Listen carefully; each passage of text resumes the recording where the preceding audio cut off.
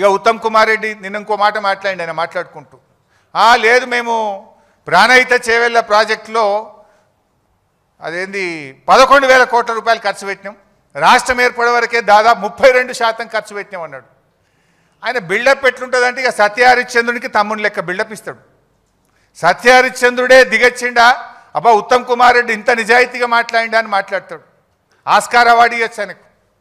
వాస్తవానికి చెప్పాలంటే 2014 రాష్ట్రం ఏర్పడే నాటికి ప్రాణహిత చేవెళ్లలో పెట్టిన ఖర్చు కేవలం 3,700 కోట్లు మాత్రమే.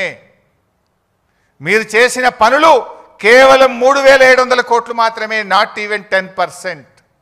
కానీ ఆయన ఏం చెప్పిండు నిన్న 11,000 కోట్ల రూపాయల పనులు చేసినాం, 32% పని చేసినాం. అబద్ధాలకు కూడా హద్దు పద్దు ఉండాలి.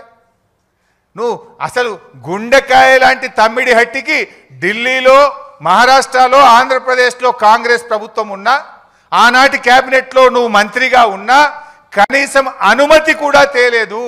నా సిడబ్ల్యూసి అనుమతి తేలేదు, నా మహారాష్ట్రతో ఒప్పందం చేయలేదు. ఇంకా సిగ్గు లేకుండా 32% పనులు చేసినాం. కమిషన్లు దొబ్బిండ్రు మీరు ఆ రోజు.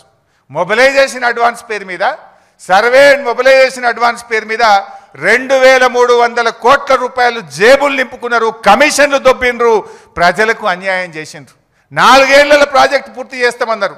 7 ఏళ్ళు అధికారంలో ఉంటే తట్టడు మట్టి కూడా తమ్మిడి హట్టి దగ్గర తవ్వకుండా ఈ రాష్ట్రానికి అన్యాయం చేసింది కాంగ్రెస్ పార్టీ. ఇంకా మీరు ఈరోజు మాట్లాడుతూ ఉన్నారు.